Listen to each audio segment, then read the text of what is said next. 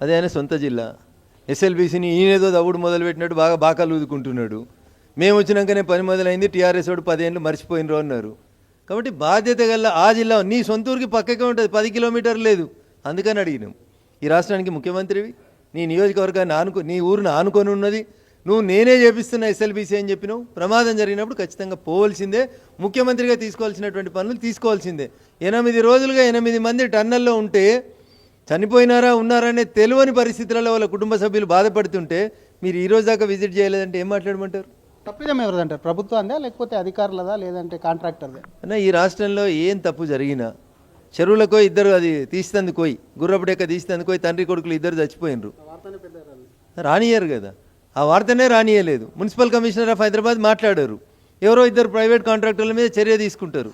దోమలకు మందు కొట్టే డిపార్ట్మెంట్కి సంబంధించి రంగారెడ్డి జిల్లాకి ఒకరిని తెచ్చి 5 ఏళ్ల కూడా ఒక ఆమెనే డిప్యుటేషన్లో పెట్టుకుర్రు. 2 GHMC డివిజన్లకు ఆమెనే చేస్తుంది పని, ఆమె మీద చర్య ఉండదు. ఎందుకంటే ఆమెను ఎందుకు తెచ్చిరో రంగారెడ్డి జిల్లాకి వెళ్ళి ఎందుకు కాపాడుతుండో కమిషనర్కే తెలియదు.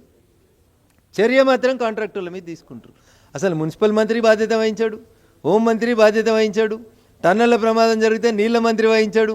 ఎవరు వహిస్తుర్రన్న? అందుకని ఈ రాష్ట్రంలో ఏ ప్రమాదం జరిగినా, ఇప్పుడు దేశంలో ఏదైనా సంఘటన జరిగితే మోడీ గారిని అంటారు కదన్నా, మరి రాష్ట్రంలో ఏమైనా జరిగితే ఎవరిని అనాలి? ముఖ్యమంత్రి గారే బాధ్యత వహించాలి.